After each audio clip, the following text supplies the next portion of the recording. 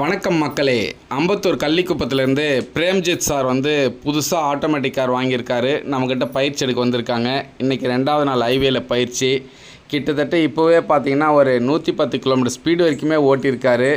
இன்றைக்கி பார்த்திங்கன்னா அவர் எப்போவுமே பார்த்திங்கன்னா 80-85 கிலோமீட்டர் ஸ்பீடே மெயின்டைன் பண்ணிக்கிட்டு இருக்காரு. கிட்டத்தட்ட ஒரு 2 மணி நேரமாக.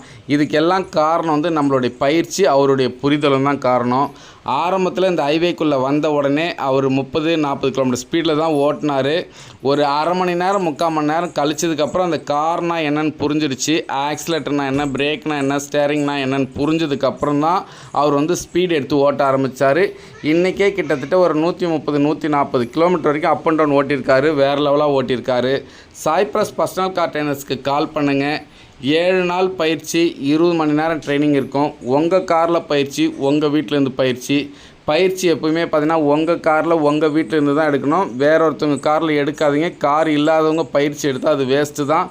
ஏன்னா எங்களுடைய பயிற்சி முடிச்சதுக்கப்புறம் நீங்கள் ரெகுலராக ட்ரைவ் பண்ணணும்.